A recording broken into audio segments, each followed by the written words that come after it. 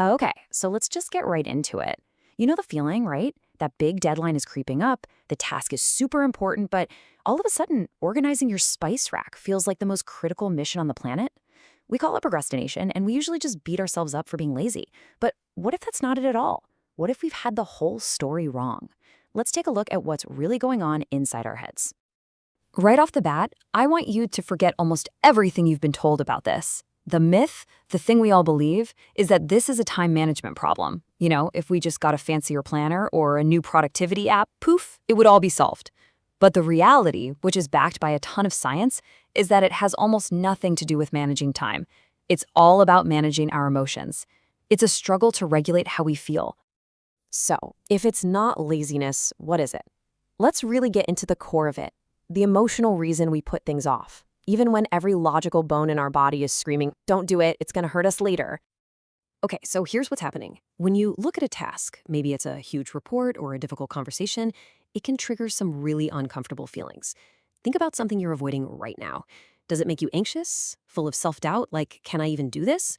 Or maybe it's just mind-numbingly boring. Well, your brain's little threat detector, the amygdala, sees those feelings as a genuine danger, and its response is super primitive. Get away. That escape, that avoidance, that is procrastination. It's a coping mechanism, plain and simple. But why is that urge to escape so incredibly powerful? Why does the idea of doing the task often feel so much worse than actually, doing it? Well, it turns out there's some really fascinating science that explains how bad we are at predicting our own feelings. The official term for this is affective forecasting. It's a concept from the psychologist Daniel Gilbert, and it's really just a fancy way of saying we're always trying to predict how we're going to feel in the future. We do it constantly, choosing a movie, picking a restaurant, all based on how we think it will make us feel. Which, of course, brings us to the million-dollar question. How good are we at this? When you imagine doing that thing you're dreading, how accurate is that prediction? Is it really going to be that bad? And the answer is, we are spectacularly bad at it. Consistently, predictably, awful. What you're seeing here is a phenomenon called the impact bias. That dotted line is our prediction. We imagine this tidal wave of negative emotion that's going to be intense and last forever. But that solid line, that's what really happens. The feeling is almost always way less intense and goes away much faster than we ever thought. We literally build a monster in our minds. So why is there such a huge gap between our prediction and reality? A big part of it is something called immune neglect. We completely forget that we have this amazing, powerful psychological immune system.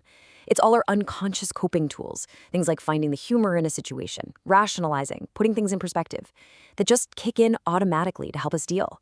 We predict we'll be emotionally steamrolled, totally forgetting that our own brain is designed to cushion the blow.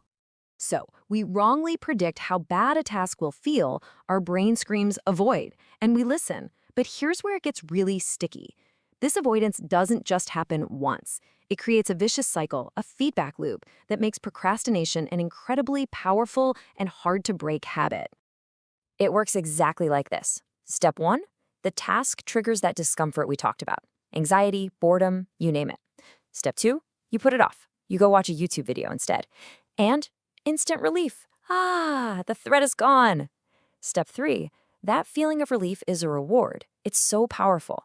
Your brain learns a simple lesson. Avoiding that task made me feel good, so it reinforces that behavior. Then, of course, comes step 4.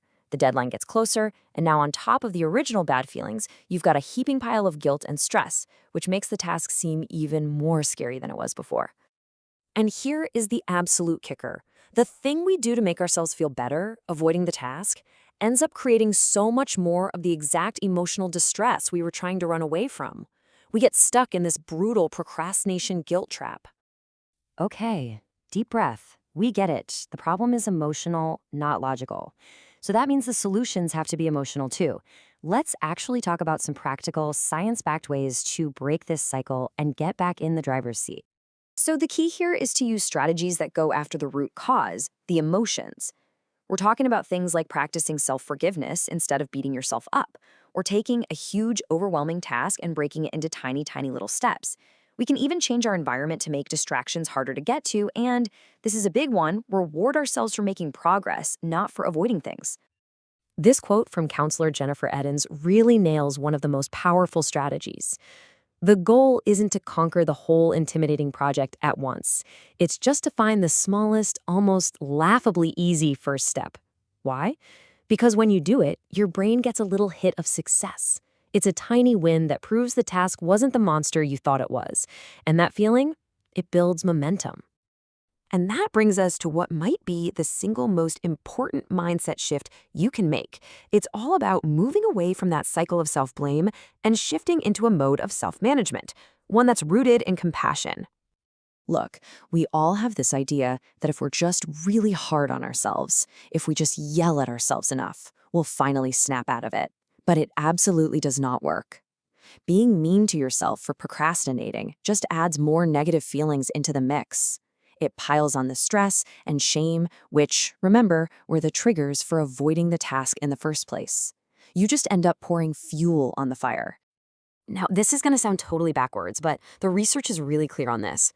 Studies found that students who forgave themselves for procrastinating on one exam were actually less likely to procrastinate studying for the next one. It's incredible. Forgiveness actually short-circuits that whole guilt and avoidance loop. It lets you move on to the next task without dragging all that emotional baggage along with you. So at the end of the day, we have to be realistic here. Everybody procrastinates. The goal isn't to become some perfect, hyper-productive robot who never puts anything off. Honestly, trying to do that is just setting yourself up for more failure and more shame. The real goal, the game changer, is to reframe the entire problem. It's about understanding why you're doing it, seeing it for what it is, an emotional signal, not some deep character flaw. And once you have that understanding, you can forgive yourself, you can show yourself some compassion, and you can finally start using strategies that work with your brain instead of fighting against it. So I'm going to leave you with this question. Forget about that massive, scary project for a second.